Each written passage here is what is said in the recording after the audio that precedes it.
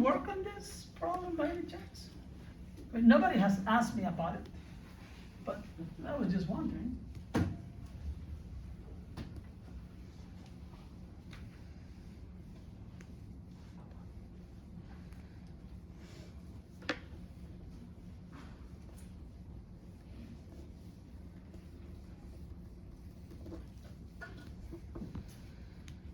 Okay, so let's call this extra example number 5. I believe this is from chapter 17.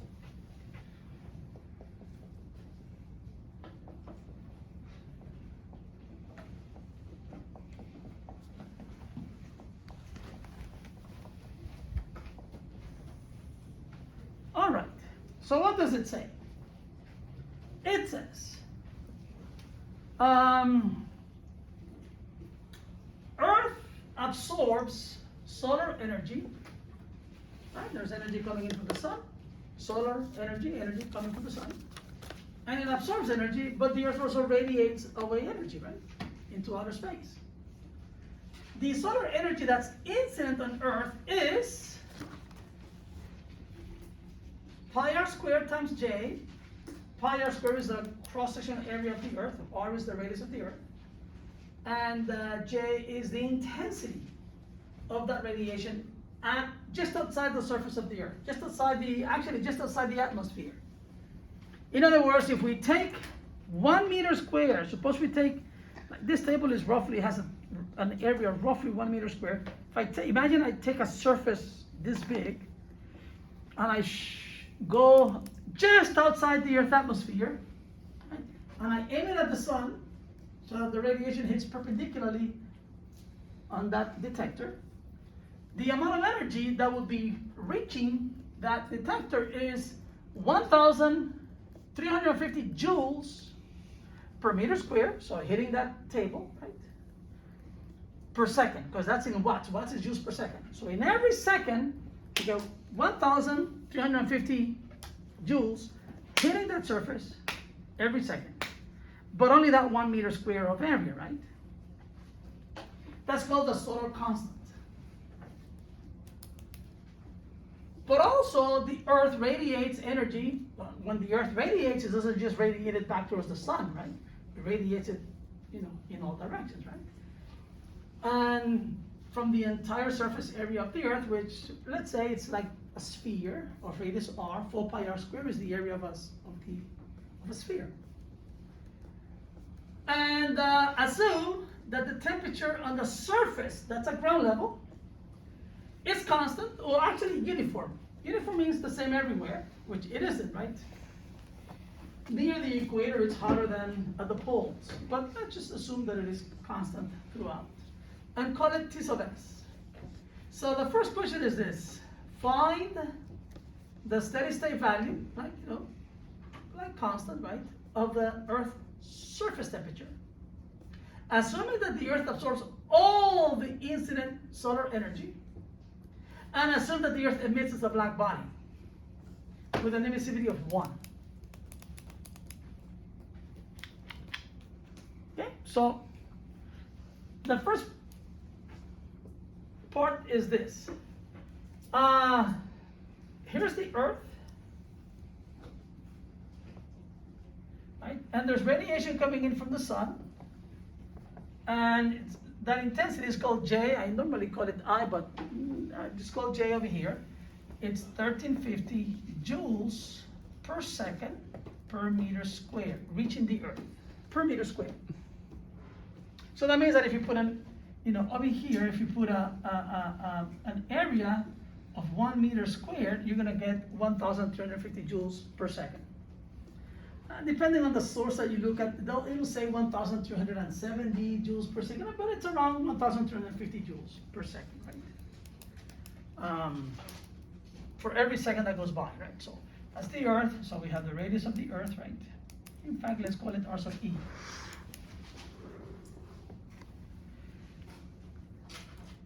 Yes?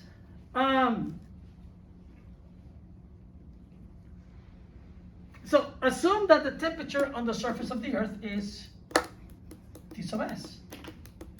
And the Earth, well, it says over here, assume that the Earth absorbs all the energy coming from the sun, absorb all of it. But at the same time, the Earth is at some temperature, outer space is cold, so the Earth radiates, so there's energy radiated away in all directions, right? By the Earth. Okay? So I can say, the temperature is constant and uniform, so I can say that the heat energy by radiation, right, absorbed by the Earth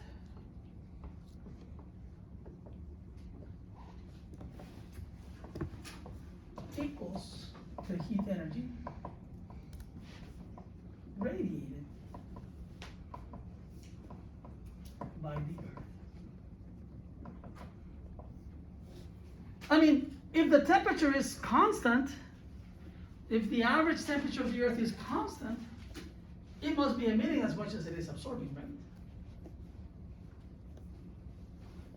If it absorbs more than it emits, then it should heat up. If it emits more than it absorbs, then it should cool down. Right? So, what is the total energy that the Earth absorbs? So this is how much is reaching per meter squared. So what is the total energy that the Earth absorbs? So it would be the energy that it absorbs. And I like to think of it like this. There's a little technical issue over here, which I'll address some other time. Right, like at the equator over here, this hits really perpendicularly. But over here, if you put your area like that, right, it doesn't hit perpendicular. You gotta take into account the component of that radiation, right, perpendicular to the surface. But an easy way out of that is to say that essentially, effectively, it's like the Earth is like this. And now all of that cross-sectional area of the Earth is perpendicular to this. I mean, the sun is so far away, the sun is very far away, and the sun emits that way, this way, right? And the Earth is very small and very far away. By the time the radiation reaches the Earth, they're coming in parallel like this. So you can just say, this radiation hits that, right? And this area is, what is the cross-sectional area of the Earth? Cross-section area. It's just a circle, pi r squared.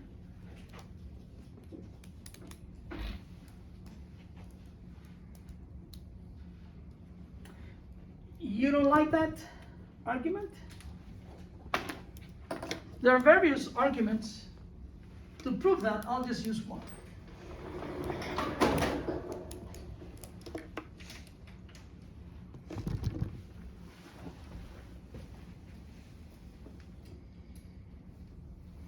You can do it, another day I'll try to spend time doing this more mathematically, but I'll just use a particular argument.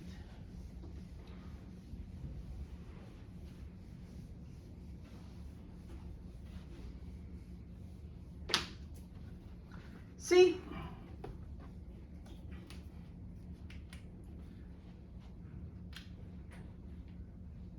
think of the Earth like this.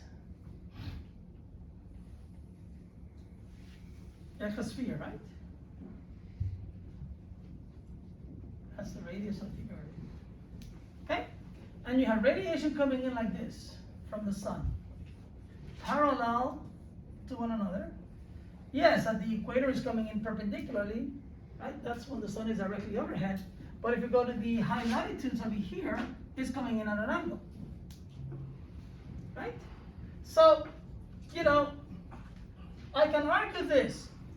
This is the flux. This is the entire energy per unit time that reaches the Earth, right? So I can say that if I imagine the Earth to be like this, then I can call this the flux in. But that, it's, essentially is the same as that. It has to be the flux out.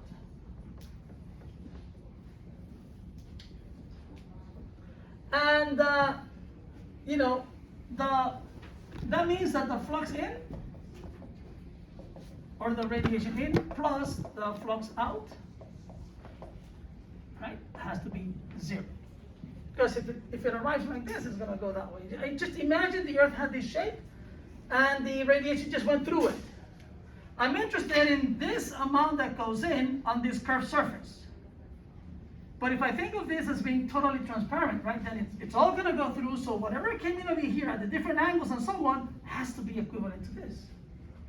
This is the one that I want, the flux in. But the flux out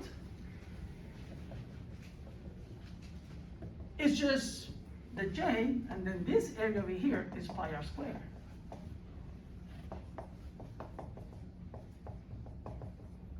So the one that I want is just the negative of that. In other words, if I figure out what went out, it's going to be equal to what went in. So essentially, I just want the absolute value of this, right? That just means it left. But I'm just using that argument to say that the energy that the Earth comes, that arrives on the Earth, right, is the energy per unit time per unit area times pi times the radius of the Earth squared. And I'm assuming that all of that is absorbed. I'll use another argument another day on that, but I'm assuming that that's absorbed, right? I mean, that's what the question says, right? Assume that all the energy coming in from the sun is absorbed by the Earth, right?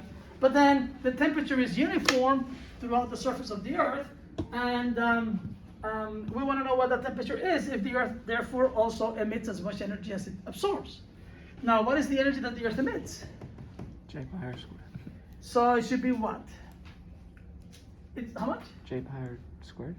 No, but J is what, this is what Oh, came wait. in. So now I'm going to relate this to the what is the energy that the Earth emits, given that the temperature on the surface of the Earth is T sub S.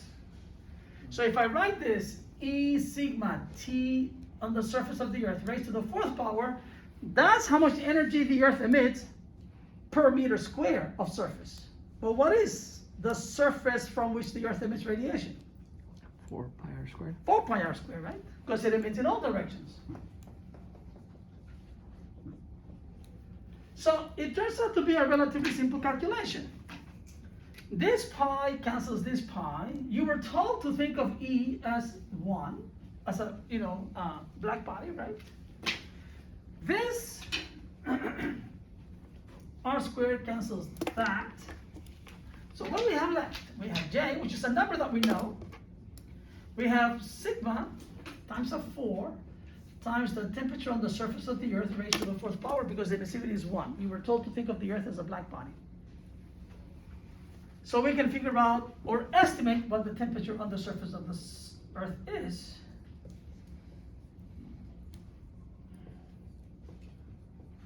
Right? So therefore this is 1,350 divided by 4, and the Stefan-Boltzmann constant is, what is it, 5.67 times 10 to the minus 8. And then I have to raise this to the 1/4, or 0.25, raise it to the 0.25 power. And that temperature will be in Kelvin. What do you get? In Kelvin.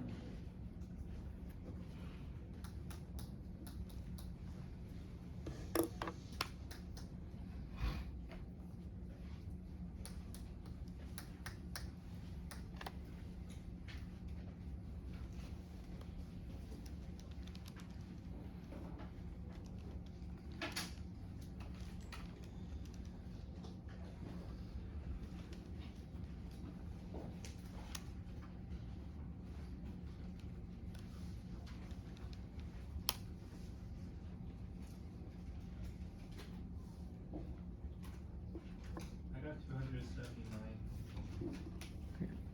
Same. 278. Which in degrees Celsius is what? 6 degrees Celsius. Is that right? Yeah. Yes. Now, Google for me, please. Average temperature on the surface of the Earth.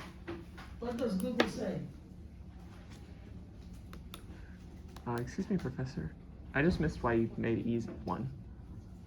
the problem said, think of Oh, the Earth emitting that's some- emissivity, not E. Yeah. Sorry. Yes, what? It's E is in emissivity, right? Yeah. Right. Sorry. It's like a black body. I was thinking of the E, the number. Sorry.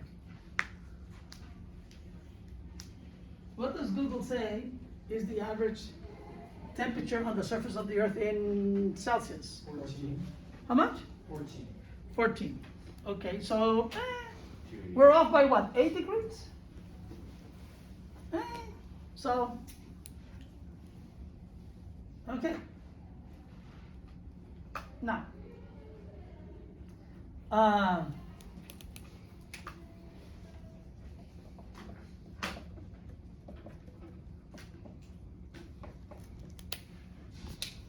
okay, so not too bad.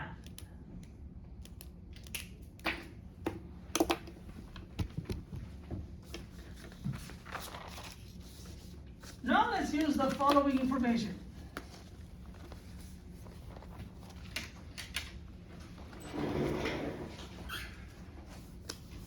Same problem. It says, let me go there so I can read it from over there. So it says, find the steady state value of the temperature on the surface of the Earth. Same question, find the temperature on the surface of the Earth, thinking of it as being uniform. But this time take into account the fact that the Earth only absorbs 65% of the incident solar energy. The Earth doesn't absorb all the energy coming in from the sun. Some of the radiation is reflected from the polar ice caps, for example, right? So, and well, it absorbs 65% of the energy, and the remaining 35% is reflected from the clouds and ice. You know, it's actually a reflection that doesn't get absorbed. So this is actually a more realistic problem here. Now, in part A, we assume that all the incident energy coming from the sun, all of it was absorbed. But the fact is that, you know, there's ice on a large area on the surface of the Earth. The clouds also reflect some of that energy. So, you know, overall, the energy that the Earth actually absorbs is 65%. Now, taking that into account, using that knowledge, now recalculate the temperature on the surface of the Earth.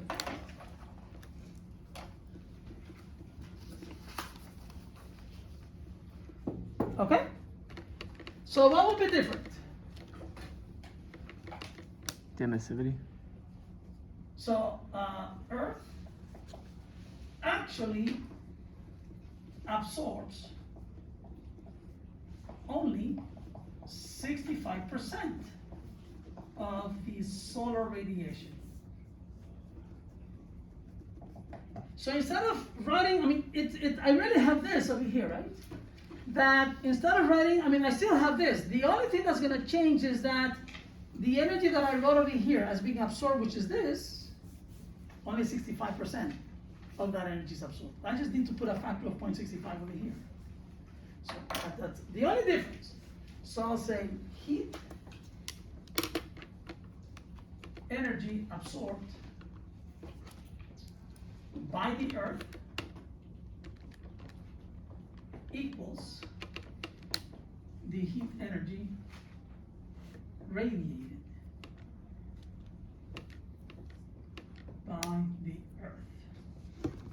So what comes in is J times pi times the radius of the Earth squared, right? But now 65% of that energy is what is absorbed, right? Right?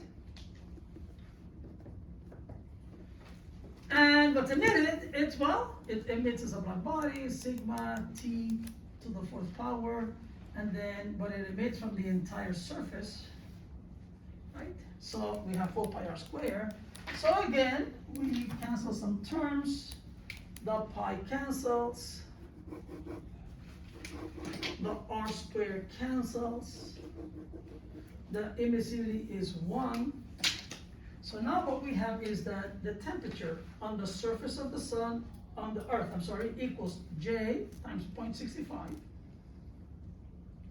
divided by sigma and 4, right? Well,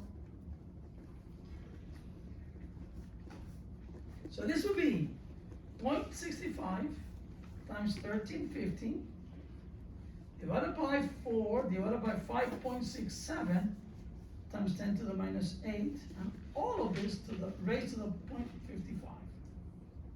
This point. Now what do you get? And this will be in Kelvin. And how many degrees is that in Celsius?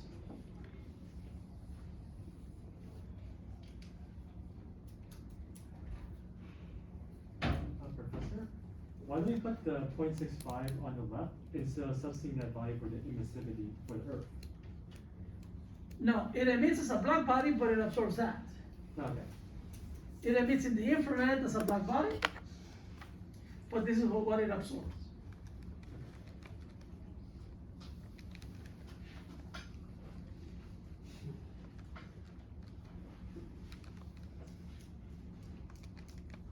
Any answers? Yeah, it's 250 Kelvin and negative 22 degrees Celsius. That's very bad, isn't it? Might as well absorb all of it coming in, right? And reflect none. But it does reflect. So this is much worse.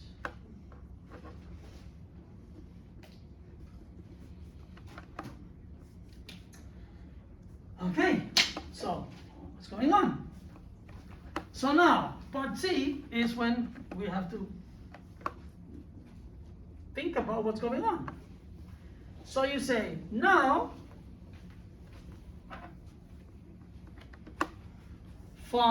calculate the temperature on the surface of the Earth by taking into account what people call the greenhouse effect. Where the greenhouse effect is an effect of atmospheric infrared absorption and emission. So the atmosphere, right, absorbs infrared radiation. Not all of it, but it absorbs infrared radiation. And given its temperature, it emits also infrared, because the temperature on the surface of the atmosphere is not too different from the temperature on the surface of the Earth. So the diagram below shows the ground at the surface temperature T. So this represents the temperature on the, let's think of this as, the ground at temperature Ts. And the atmosphere represented by a thin black layer emitting with an emissivity of 1 at a temperature Ta. In other words, think of the surface of the Earth as the temperature on the ground being at, did I go over? At what time? No, it's at 2:50. Okay. We have 25 minutes. Okay. Sorry. So think of the Earth as a two-temperature system. Think of the ground being at temperature Ts. Oh, we're going to find out what that is. And think of the atmosphere as being at a different temperature than the ground, on average. We just showed in the previous problem that for every kilometer that you go up in altitude, right, the temperature on the atmosphere decreases by 6 degrees Celsius, right? So let's just say that the atmosphere is at some temperature T sub A, temperature of the atmosphere, A for atmosphere, and that the ground or the surface, is at temperature Ts. Now, the atmosphere absorbs 95% of the infrared radiation emitted by the Earth. What happens is that the Earth emits, right? Emits. But the atmosphere, right, absorbs infrared radiation. It's pretty much transparent, pretty much to some, to a lot of the visible radiation coming in from the sun, but it absorbs some of the infrared. The atmosphere, the clouds and so on, it also, reflects some of it. So think of the atmosphere as absorbing 95% of the infrared radiation emitted by the Earth, and then think of it as a single layer. You should note that there is infrared radiation emitted upward by the Earth.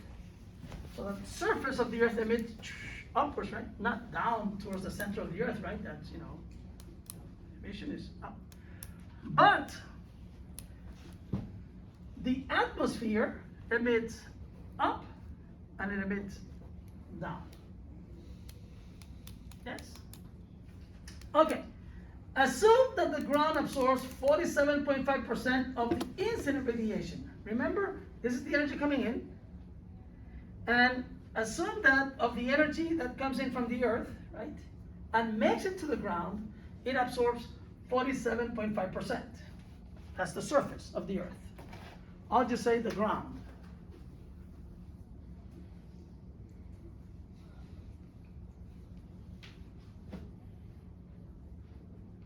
Of the incident energy coming in from the sun, right? And assume that the atmosphere absorbs 17.5% of the incident energy, because some of it is reflected, right? Also by the atmosphere. So the atmosphere absorbs, what was it, 17.5? Yeah. Of J, right? So notice that this is 1, carry 1, so that's 15, that's 6. Oops, that's a 0, right? Remember the 65% that we used in part 2? Now we're being more specific. In part B of this problem, we said, assume that the earth absorbs 65% of the energy coming in from the sun, and take the temperature of the surface of the earth to be T sub S. But we got a very bad answer, right? Minus 22 degrees Celsius for the average temperature on the surface of the earth, when it's more like 14 degrees Celsius, right? So in this calculation in part B, we did not take the atmosphere into account at all. We just said overall the earth absorbs 65% of the energy. Now we're being more, explicit in how the 65% of the energy that the earth absorbs, how is it absorbed? Well, 47.5% is absorbed by the ground, and 17.5% is absorbed by the atmosphere. And let's think of the atmosphere as a layer, a thin layer, forget about its thickness, it's a thin layer at a different temperature than the surface of the earth. So the 47.5% and the 17.5% adds up to 65%. So now write down the heat gain equals heat loss, like, heat gain equals heat loss, right? For the surface of the earth and for the atmosphere.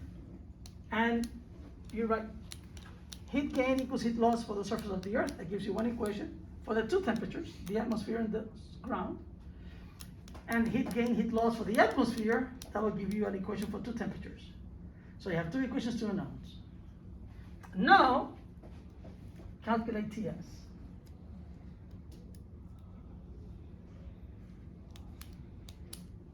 Yes? So the key point over here is that you have energy coming in from the sun, right? Some of it is absorbed by the atmosphere, 17.5%. Some of the energy coming in from the sun is absorbed by the ground, 47.5%. The atmosphere emits, but notice that the atmosphere emits up and down, and the ground emits only out. Heat gain equals heat loss, two equations, two unknowns. So, this example, part C, I'll give you, how long do you think you need to work on that and get an answer? A week? You can actually do it before the class is over.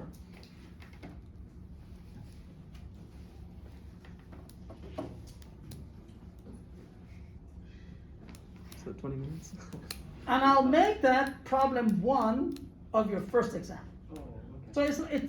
think of it as a take-home problem. You have a week to work on it, which is more than enough. It's the same problems, different numbers, basically.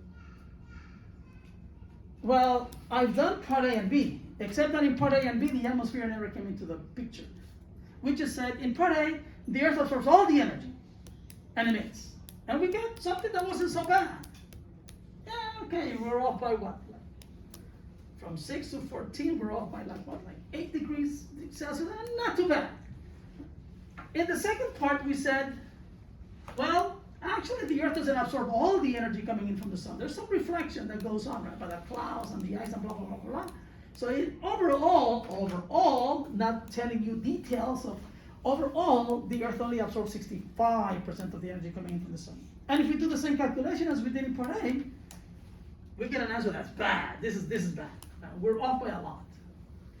So now what we're saying is, okay, now we do know that the Earth absorbs 65% of the energy, but now we know we're going to give you more information. Part of that energy is absorbed by the atmosphere. Think of that as as another object at a temperature T sub A. And the rest of the energy of the 65%, right, the rest of it is absorbed by the ground. And you do heat gain equals heat lost.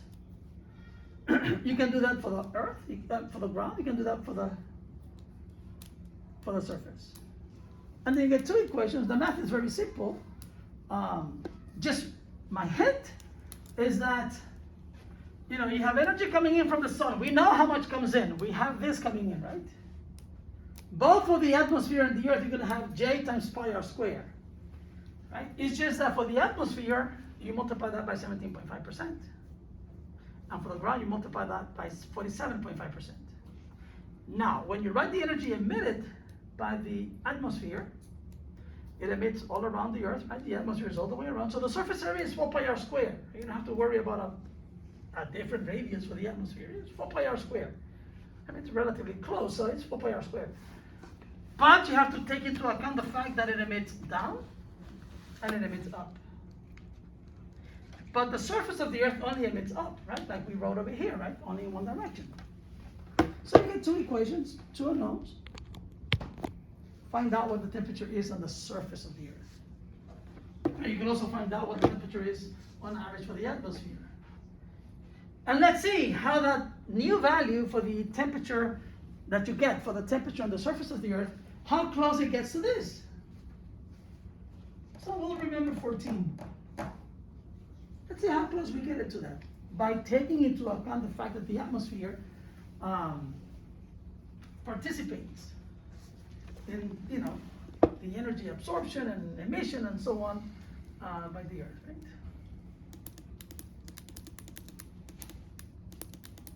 So we're assuming the atmosphere is also a black body. Mm-hmm. Yeah, it's not a difficult problem. Again, like I said, you can do it in less than half an hour. If you write down the right equation, then boom. It's just that people tend to overlook the fact that the atmosphere emits in both directions. So there's an extra factor of 2. That's it. I've given you enough that you can figure it out. But instead of me doing it, I thought it would be more fun if you work on it. And fair enough. Okay. So what I'll do is I'm going to create like an assignment.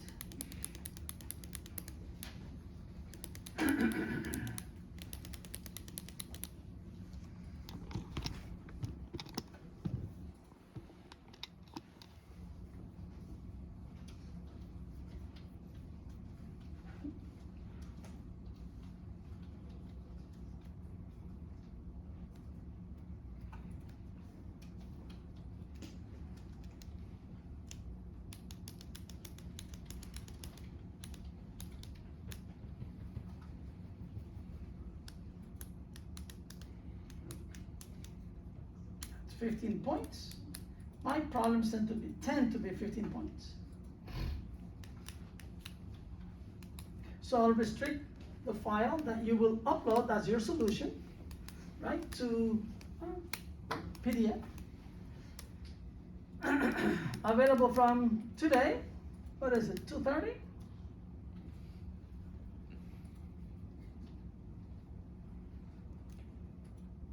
And due in a week, 2 weeks, a week and a half. But our first test isn't in a week and a half, right? Huh? Our first test isn't in a week and a half, right? No, I'm gonna move on to the chapter 19 is pretty long. Okay. So a week. I mean, there isn't really a week. So how about a week, just to give you time, if you want to ask me questions next week. At 11:59.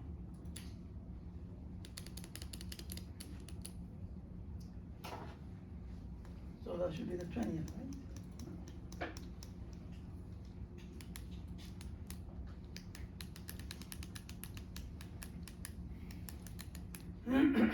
Wait, that one said 27. That should be the 20th, right?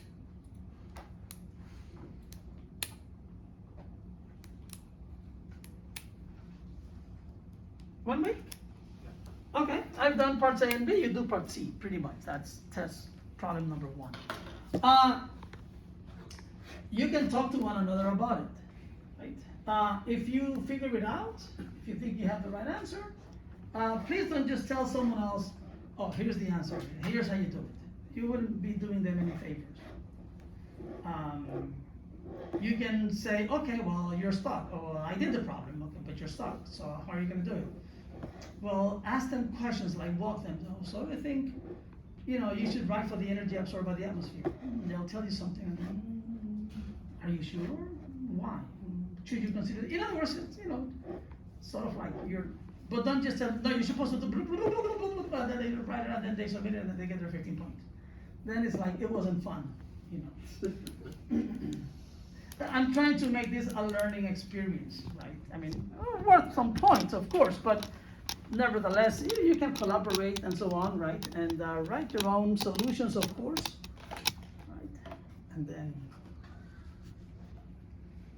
good? Okay, so there's more on that chapter, but I'll do that on some other occasion.